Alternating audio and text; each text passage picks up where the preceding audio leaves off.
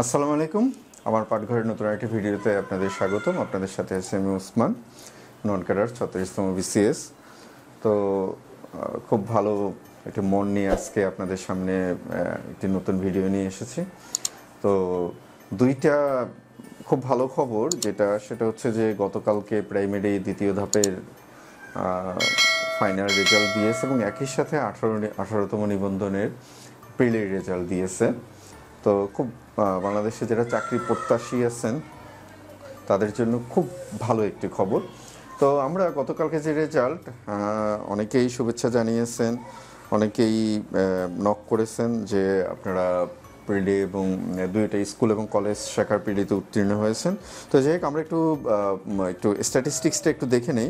18তম নিবন্ধনে মোট আবেদন ছিল 18,65,000-এর বেশি, যেখানে প্রিলিমিনারি পরীক্ষায় অংশগ্রহণ করে 13,40,833 জন, মোট উত্তীর্ণ 4,79,981 জন। গড়টা হচ্ছে 35.80%।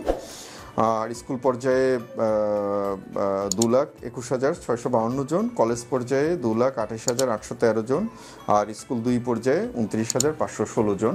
তো যাই হোক, এই স্ট্যাটিস্টিক্স আমাদেরকে খুব বড় একটা ফিগার দেখিয়ে দিচ্ছে, যে বড় একটা ফিগারে 4,79,000-এর মধ্যে 4,79,981 জন প্রার্থী প্রিলিতে উত্তীর্ণ হয়েছে, আর অংশগ্রহণ করেছে 13,40,000। তাহলে দেখেন 35.80। তো যেইখানে এই প্রিলিতে পাস মার্ক যেখানে 40 নির্ধারিত, তারপরে পাশের হারটা খুব কম, খুবই কম। তো যাই হোক, আমরা আমাদের মূল আলোচনায় চলে আসি। তো আজকে আমরা যেটা নিয়ে আলোচনা করব সেটা হচ্ছে আমাদের স্কুল এবং সমপর্যায়ের ভৌতবিজ্ঞান লিখিত পরীক্ষার প্রস্তুতি নিয়ে আমরা আলোচনা করব। তো আশা করি আপনারা ভিডিওটির একদম শুরু থেকে শেষ পর্যন্ত থাকবেন। তো আমরা আমাদের আলোচনায় চলে যাই। তো আসুন, সহকারী শিক্ষক ভৌতবিজ্ঞান, এটার বিষয় কোড হলো 332। বিষয় কোডটা একটু আপনারা মিলিয়ে নেবেন। তো আমাদের এইখানে মূল যে আলোচনাটা থাকবে, আমাদের এই বিষয়ের আলোচনার সাথে সাথে আমাদের আলোচনাটা থাকবে যে বাকি যে বিষয়গুলোতে আছে সেই বিষয়গুলোর একটা কমন আলোচনাটা চলে আসবে। তো প্রথমে চলে আসি ভৌতবিজ্ঞান। আপনাদের টোটাল পরীক্ষা হবে 100 মার্কের, এটা আপনারা জানেন। এবং আপনাদের এইখানে রসায়নে থাকবে 50 এবং ফিজিক্সে পদার্থতে থাকবে 50। অর্থাৎ টোটাল যে পরীক্ষা আছে সেই টোটাল পরীক্ষা 50-50-100 হবে। তো সিলেবাস আপনারা যে এইখানে আমাদের দুইটা অংশ আছে। একটা অংশ হলো আমাদের রসায়ন অংশের আপনাদের আছে ভৌতবিজ্ঞানে আপনার টোটাল 5টি প্রশ্নের উত্তর দিতে হবে। তো 5টি প্রশ্নের উত্তর আপনার আসবে। তো 5টি প্রশ্নের মধ্যে আপনার জন্য থাকবে ভৌত রসায়ন থেকে থাকবে একটি প্রশ্ন, অজৈব রসায়ন থাকবে একটি প্রশ্ন, এবং জৈব পরিবেশ রসায়ন থেকে একটি, শিল্প রসায়ন থেকে একটি, রসায়নের আধুনিক প্রযুক্তি থেকে একটি। এবং এইখানে আরেকটা বিষয় যেটা আপনাদের জন্য খুব গুরুত্বপূর্ণ, এইখানে বলে দেওয়া হয়েছে যে প্রতিটি পূর্ণাঙ্গ প্রশ্নের মান হবে 10 এবং প্রতিটি প্রশ্নের 2টি বা 3টি অংশ থাকবে। যেহেতু স্কুল পর্যায়ে এবং আপনারা জানেন যে স্কুল এবং কলেজ পর্যায়ে সৃজনশীল চালু আছে, যদিও নতুন কারিকুলামের সৃজনশীল নেই। তো 2-1টা প্রশ্ন আপনাদেরকে সৃজনশীলে দিয়েও দিতে পারে, সেরকম একটা প্রস্তুতি আপনারা নিয়ে রাখবেন, যাতে সমস্যা না হয়। এখন এইখানে আমরা প্রথমে চলে আসি আমরা আমাদের যে ভৌত রসায়ন থেকে আমরা চলে আসি। ভৌত রসায়ন আমাদের এখানে রাখা হয়েছে গ্যাসের সূত্রসমূহ, আর আরেকটা রাখা হয়েছে রাসায়নিক ইকুইলিব্রিয়াম রাখা হয়েছে। তো গ্যাসের সূত্রের ভিতরে আপনারা যদি ইন্টারের যে বইটা আছে, আপনারা যদি ইন্টারের বই থেকে পড়েন বা অনার্সের বই থেকে পড়েন, যেখান থেকে পড়েন, গ্যাসের সূত্রসমূহ ব্যাখ্যা করতে পারবে। এখানে গ্যাস সেই পদার্থের সূত্রসমূহ এবং আদর্শ গ্যাসের সমীকরণ পিভি সমান এনআরটি। তো এই যে পিভি সমান এনআরটি আপনার এইখান থেকে বাস্তব গ্যাসের সমীকরণ যেটা, ওইটা আসতে পারে, গ্রাফটা আসতে পারে, এবং গ্যাসের সূত্রসমূহ ব্যবহার করে গাণিতিক সমস্যার সমাধান, এটা খুব গুরুত্বপূর্ণ। তো এটা একটু দেখে নেবেন। আর আমার যেটা পরামর্শটা থাকবে আপনাদের, যে আপনারা একটু নিজেরা নোট করে পড়ার চেষ্টা করবেন, এবং বিজ্ঞানের উত্তর যখন করবেন তখন আপনাদেরকে প্রাসঙ্গিকভাবে আপনাদেরকে সবসময়কার জন্য ম্যাথমেটিক্যাল টার্ম এবং ইকুয়েশন এবং মানে প্রযোজ্য ক্ষেত্রের চিত্র আপনাদেরকে মাস্ট পে দিতেই হবে। যখন গ্যাসের সূত্রসমূহ যখন আপনারা ব্যাখ্যা করবেন তখন আপনারা গ্রাফটা দিয়ে দেন। কারণ আমরা যদি এরকমটা যদি দেখি, এরকম একটা, এটা হচ্ছে বয়েলের সূত্রের, আমরা যদি চার্লসের সূত্রটা যদি দেখি, ওভাবে আপনারা এটা দিয়ে দেবেন। আর এর পরের যে চ্যাপ্টারটা আছে, সেই পরেরটাতে বলা হয়েছে রাসায়নিক সাম্যাবস্থা ব্যাখ্যা করতে পারবে, অম্লক্ষারক সাম্যাবস্থা ব্যাখ্যা করতে পারবে। তো এইখানে রাসায়নিক সাম্যাবস্থার ভিতরে, কেমিক্যাল ইকুইলিব্রিয়ামের ভিতরে ওনারা আবার অম্লক্ষারক সাম্যাবস্থা ঢুকিয়ে দিয়েছেন। তো যাই হোক, তো রাসায়নিক সাম্যাবস্থায় আপনারা কেপি কেসি, এই যেটা, তারপরে আপনার যে ইয়েটা আছে, যে একমুখী বিক্রিয়া, উভমুখী বিক্রিয়া, ওগুলো একটু আপনারা দেখে নেবেন, সাম্যাবস্থাটা দেখে নেবেন। বিশেষ করে এই যে গ্রাফগুলো আছে, সাম্যাবস্থার যে গ্রাফগুলো, আমি একটু গ্রাফটা এখানে ছোট করে এঁকে দিলাম। এই যে গ্রাফগুলো একটু দেখে নেবেন আপনারা, ঠিক আছে। আর অম্লক্ষারক সাম্যাবস্থা, যেখানে অর্নিয়াসের মতবাদটা একটু দেখবেন, এবং অর্নিয়াসের মতবাদের সাথে পোর্টনীয় মতবাদ, ব্রুনস্টেড লাউরির মতবাদ, তারপরে আপনার লুইসের মতবাদ, এগুলো একটু দেখে নেবেন। এবং আপনারা যে আমাদের আরেকটা গুরুত্বপূর্ণ হচ্ছে, যেহেতু রাসায়নিক সাম্যাবস্থা এটার মধ্যে রয়ে গেছে, তাহলে আপনাদের পিএইচ এবং পিএইচ স্কেল এটা এখানে বলে দেওয়া আছে। বাফার দ্রবণ, এগুলো একটু দেখে নেবেন। বাফার দ্রবণের যে অঙ্কগুলো থাকে, কোনো একটা দ্রবণের হ্যান্ডারসন হেসেলবার্গ সমীকরণ, কোনো একটি দ্রবণের যে আপনার পিএইচ বের করার বাফার দ্রবণের, ওগুলো একটু দেখে নেবেন। এরপরে চলে আসি আমরা তড়িৎ কোষ, যেটা আমাদের যারা আমরা রসায়নে যারা বা বিজ্ঞানে যারা পড়ালেখা করেছি তাদের জন্য একটু টাফ নার্নেস্ট ইকুয়েশনগুলো।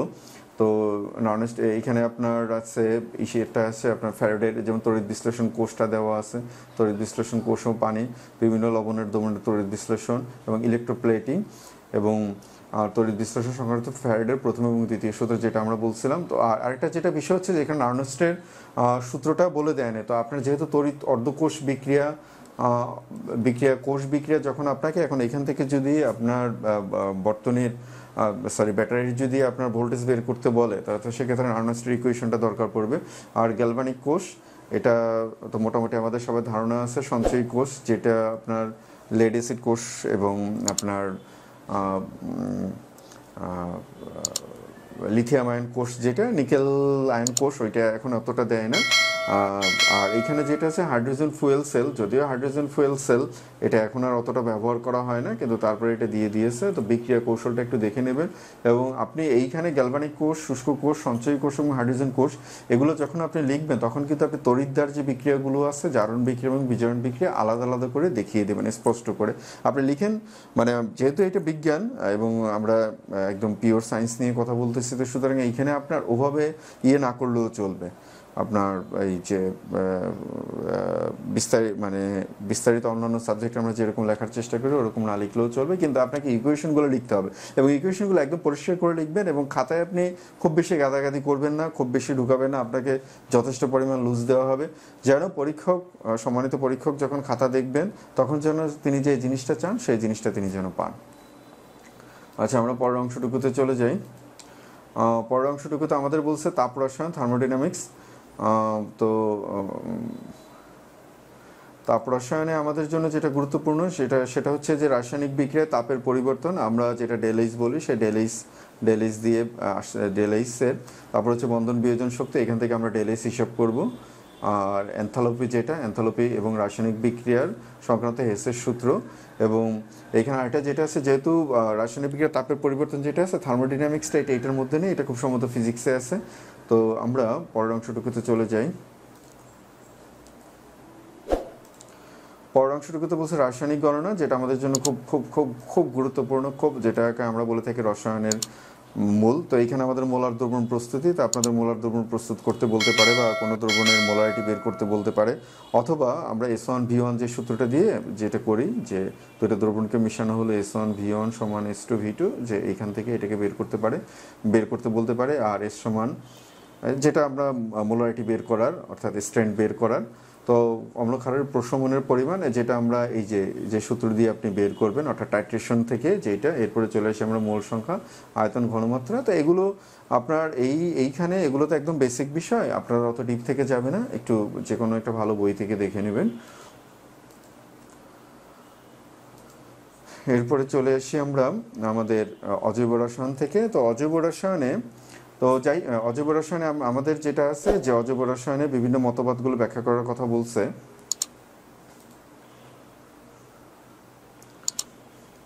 অজৈব রসায়নে আমাদের যেটা বলছে পরমাণুর গঠন, এইখানে বোরের পরমাণু মডেলের কথা বলছে, রাদারফোর্ডের পরমাণু মডেলের কথা বলছে। তো রাদারফোর্ডের পরমাণু মডেলটা একটু ভালো করে দেখবেন। রাদারফোর্ডের পরমাণু মডেলের সীমাবদ্ধতা, ম্যাক্সওয়েলের যে সূত্রটা আছে সেটা দেখবেন। বোরের পরমাণু মডেল থেকে যে আপনার কিভাবে বর্ণালী উৎপন্ন হয় সেটা একটু দেখবেন। বোরের পরমাণু মডেল থেকে দ্বিতীয় বা তৃতীয় শক্তি স্তরে, এটা হাইড্রোজেনের বেলা সাধারণত দেওয়া হয়, কোন একটি ইলেকট্রনের ভরবেগ কত আসতে পারে, কণিক ভরবেগ কত আসতে পারে, এটা একটু দেখবেন।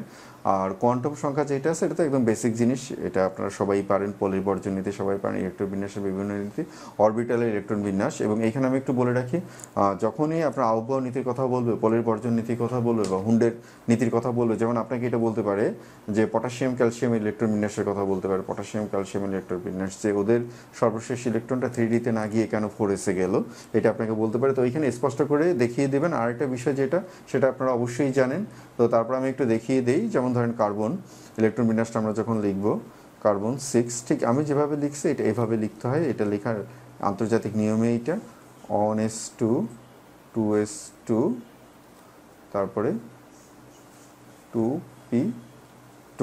তো এখানে অনেক সময় 2px1 লিখতে পারেন, 2py1 লিখতে পারেন, 2pz0। তো এই পর্যন্ত দেখানোর দরকার পড়ে না, আপনি সিম্পলি এখানে 2p2 এভাবে লিখে দিতে পারেন, এটা পরিবর্তন করবেন না, চেঞ্জ করবেন না। এরপরে চলে আসি আমরা পর্যায় সারণী। তো পর্যায় সারণীতে আমাদের যেটা বলছে যে ইলেকট্রন বিন্যাসের আলোকে পর্যায় সারণী, আধুনিক পর্যায় সারণী, যেটা আধুনিক দীর্ঘ পর্যায় সারণীটা আপনারা একটু দেখবেন।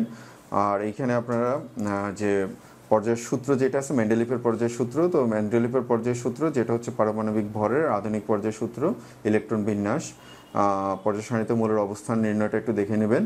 পর্যায় সারণীতে এস ব্লক মৌল, পি ব্লক মৌল, ডি ব্লক মৌল এবং এফ ব্লক মৌল। আপনাকে বেশিরভাগ সময় ডি ব্লক মৌল এবং অবস্থান্তর মৌল এখানে বলে দেয় না, তারপর আমি একটু লিখে দিচ্ছি অবস্থান্তর মৌলটা, আপনারা একটু দেখে নেবেন।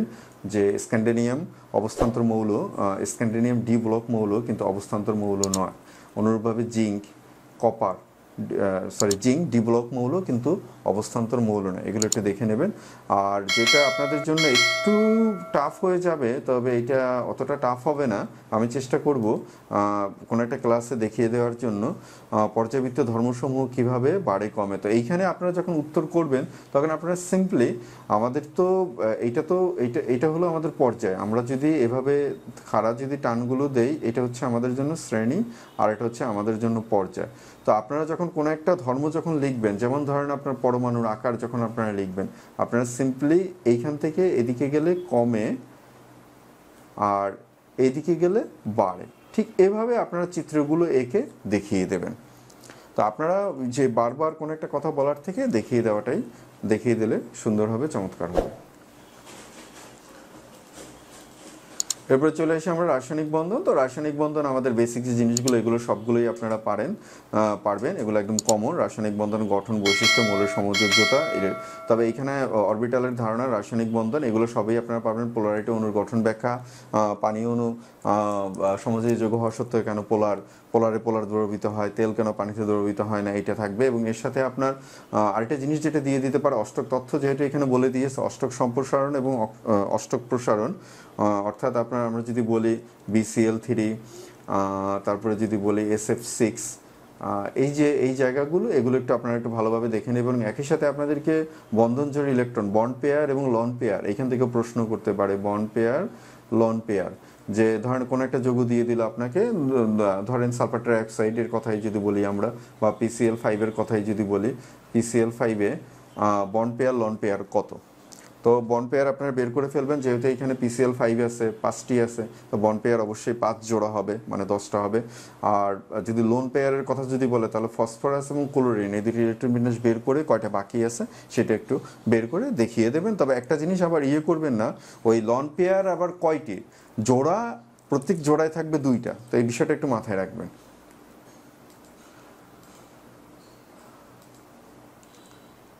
এরপরে চলে এসে আমরা ধাতু নিষ্কাশন, যেটা আমাদের জন্য একটু কঠিন, একটু আমাদের জন্য টাফ হয়ে যাবে। তবে যেহেতু এখান থেকে একটা প্রশ্ন থাকবে, সুতরাং এটা আপনি বাদ দিতে পারবেন, আপনাকে এটা পড়তেই হবে। ধাতু সক্রিয়তা সিরিজটা একটু দেখে নেবেন, খনিজ এবং আকরিক ধাতু নিষ্কাশনের বিভিন্ন ধাপ। এইখানে লোহা, মানে লোহা কপার বা অ্যালুমিনিয়াম বা জিঙ্ক এটা দিতে পারে আপনাদেরকে। এরপরে ধাতুর বিশুদ্ধকরণ, ধাতুর তড়িৎ বিশোধন, এইখানে কপারেরটা দিতে পারে, অর্থাৎ যে আপনার তড়িৎ কোষ বা সেল ব্যবহার করে বা ব্যবহার করে তড়িৎ বিশ্লেষণ পদ্ধতি ব্যবহার করে ধাতুর বিশোধনটা। এরপরে সংকর ধাতু, তারপরে ধাতুর ক্ষয়রোধ এবং ধাতুর পূর্ণ প্রক্রিয়াজাতকরণ।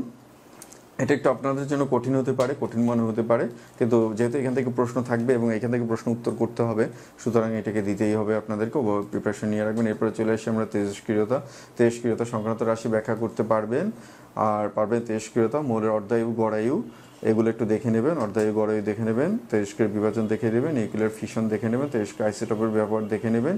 আর এই যে আলফা, বিটা, গামা, এই 3টা রশ্মির বৈশিষ্ট্যগুলো বা ক্যারেক্টারিস্টিক্সগুলো একটু দেখে নেবেন। এরপরে চলে আসি আমরা জৈব যৌগ। তো জৈব যৌগ আমাদের জন্য, অনেকের জন্য খুব মজার সাবজেক্ট, আমারও খুব ভালো একটি সাবজেক্ট। এইখানে আপনাদের ওই নামকরণ, যেটা খুব গুরুত্বপূর্ণ নামকরণ থাকবেই। আপনারা 2টা বা 3টা বা 5টা নামকরণ পেতে পারেন, উল্টোটা পেতে পারেন, নামকরণ পেতে পারেন, নামকরণ থেকে গাঠনিক সংকেত পেতে পারেন, আর পূর্ণবিন্যাস, সমরূপতা পেতে পারেন, যৌগযৌগের সমানুপতা এগুলো পাবেন। যৌগযৌগের পৃথকীকরণ, আমরা যেটাকে এই যে মাদার দ্রবণ তৈরি করে যেটা ক্লাসন আংশিক, যৌগযৌগের বিশুদ্ধতার মানদণ্ড, এটা একটু দেখে নেবেন। এরপরে আমাদের হাইড্রোকার্বন থেকে আমাদের হাইড্রোকার্বনের শ্রেণী বিভাগটা একটু দেখে নেবেন।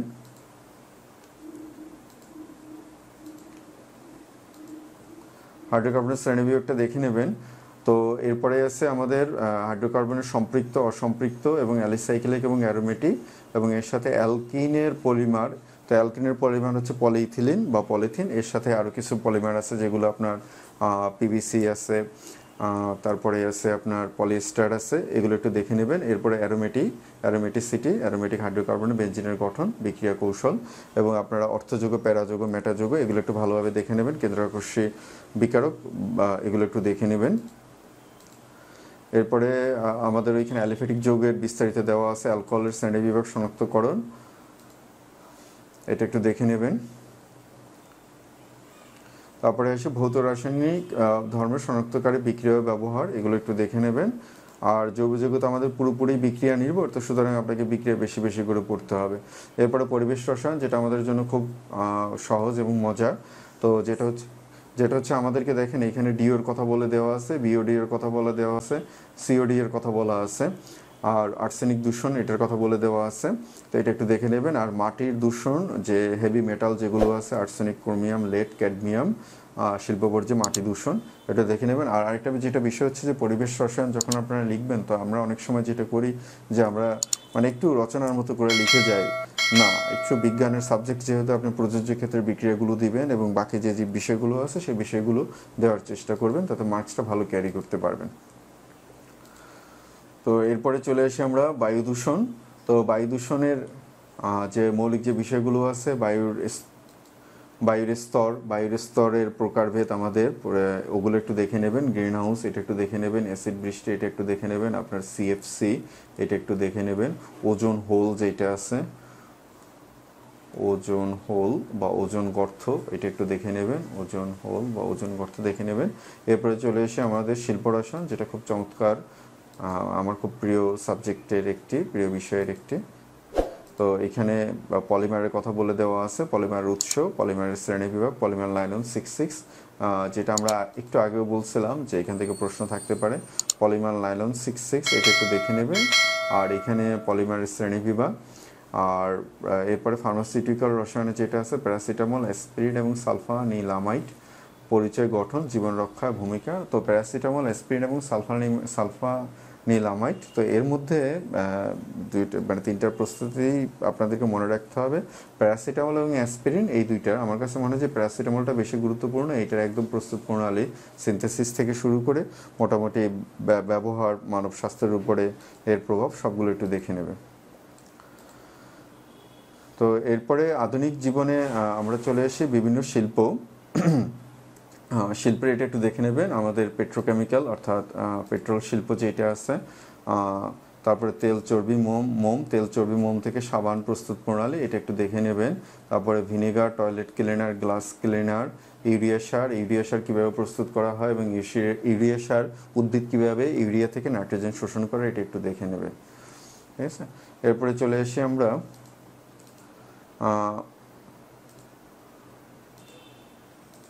আধুনিক রসায়নে আধুনিক প্রযুক্তির ব্যবহার, এটা একটু দেখে নেবেন। আমাদের এইখানে আধুনিক প্রযুক্তি বলতে আমাদের এইখানে স্পেকট্রোমেট্রি অর্থাৎ বর্ণালীমিতিটা দিয়ে দেওয়া আছে। দ্রবণের ঘনমাত্রা নির্ণয়ে বিয়ার ল্যাম্বার্টের সূত্রটা, এটা একটু লিখে মানে এটা একটু পড়বেন ভালোভাবে। বিয়ার ল্যাম্বার্টের সূত্রটা সরাসরি দিয়ে দিতে পারে এবং আমার কাছে মনে হচ্ছে আপনারা সরাসরি বিয়ার ল্যাম্বার্টের সূত্রটা পাবেন। তো যাই হোক, তো আমরা আজকে রসায়ন অংশের সিলেবাস নিয়ে আলোচনা করলাম। যেহেতু আমাদের আলোচনাটা একটু বড় হয়ে যাচ্ছে, আমরা এটাকে দুভাগ করে নিলাম। আজকে আমরা রসায়ন অংশ নিয়ে আলোচনা করলাম। আমরা পরবর্তী দিন আমরা এর ভৌতবিজ্ঞানের পদার্থবিজ্ঞান অংশ নিয়ে আলোচনা করব। তো যাই হোক, একটা ক্লাস বা দুটো ক্লাস এর জন্য যথেষ্ট না। তবে আপনারা যেহেতু বারবার অনুরোধ করছেন, আমি এটা নিয়ে কথা বলার চেষ্টা করেছি। এরপরও আপনারা আপনাদের চাহিদার কথা বা আপনারা যেটা চান সেটা তো অবশ্যই আমাকে জানাবেন, আমি চেষ্টা করব।